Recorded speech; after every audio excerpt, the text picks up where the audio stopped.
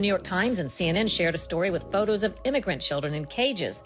It turns out the photos were from 2014, during the Obama administration. CNN edited a video to make it appear as though Trump impatiently dumped a box of fish food into the water in Japan.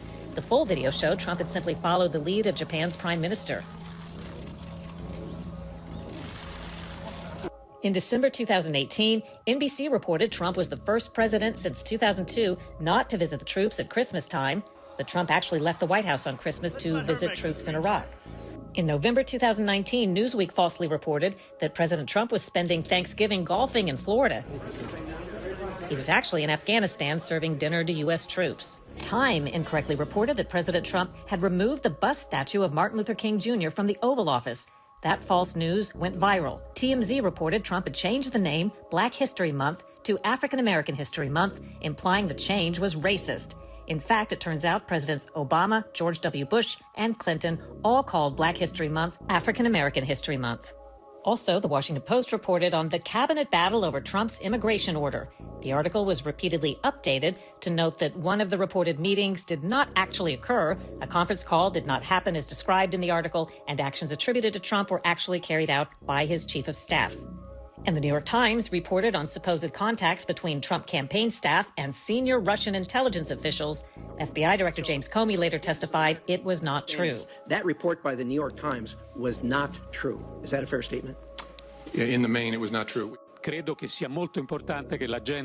the BBC and The Guardian reported because Trump wasn't wearing headsets, he didn't bother to listen to the translation of a speech by Italy's prime minister. But Trump was wearing his earpiece in his right ear, as always, said the White House.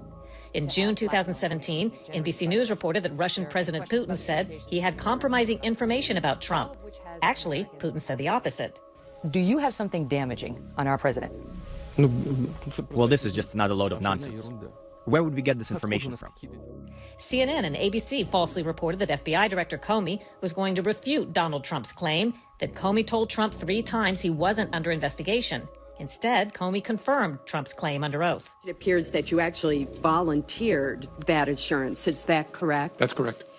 CNN retracted a report claiming Congress was investigating a Russian investment fund with ties to Trump officials. Newsweek reported Poland's First Lady refused to shake Trump's hand, but later acknowledged she did. Bloomberg and the Wall Street Journal falsely reported Special Counsel Robert Mueller had subpoenaed Trump's bank records. AP reported a new survey showed trust in the media had fallen during the Trump presidency, but the survey was actually conducted under President Obama. The New York Times said a hypothetical family's tax bill would rise nearly $4,000 under Trump's tax plan. It turns out their taxes would actually go down $43. ABC aired video purportedly showing a slaughter and horrific report of atrocities against Kurds by Turkey after President Trump withdrew U.S. troops. This video right here appearing to show Turkey's military bombing Kurd civilians in a Syrian border town. But the video was file tape of a training video in the U.S. CBS aired a story in March of 2020 supposedly showing a New York hospital crowded with coronavirus patients. It's all hands on deck in America's hospitals. It was actually file tape from Italy.